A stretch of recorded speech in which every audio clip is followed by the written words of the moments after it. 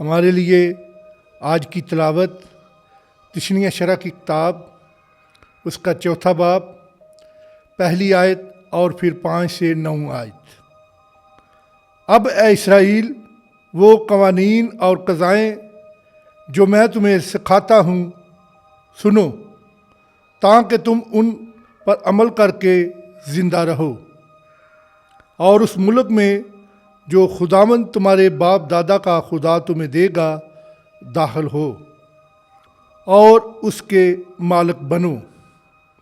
देखो, मैंने वो कवानीन और क़ज़ाएँ जो खुदावंद मेरे खुदा ने मुझे फरमाई तुम्हें सिखाई, ताकि उस मुल्क में उन पर अमल करो जिस पर कब्ज़ा करने के लिए तुम जाते हो। बस उन्हें मानो और उन पर अमल करो, क्योंकि ये उन कौमों की निगाह में तुम्हारी अक्लमंदी और दानश्वरी होगी जो कवानीन को सुनकर कहेंगी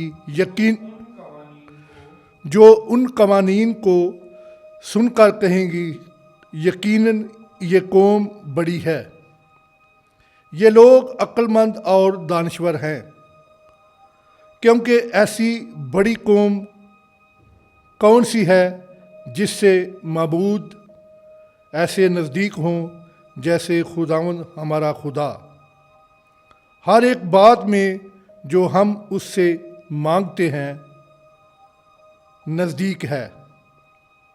और कौन सी ऐसी बड़ी कौम है जिसके कवानीन और क़ज़ाएँ ऐसी रास्त हैं जैसी ये सारी शरीयत है, जो आज के दिन में तुम्हें देता हूँ।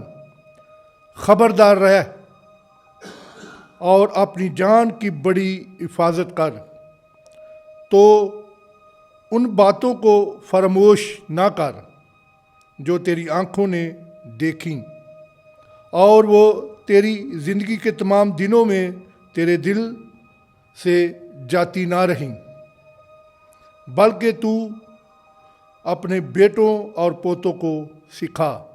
पाक कलाम के पढ़े और सुने जाने पर खुदा की बरकत हो, खुदा का शुक्र हो।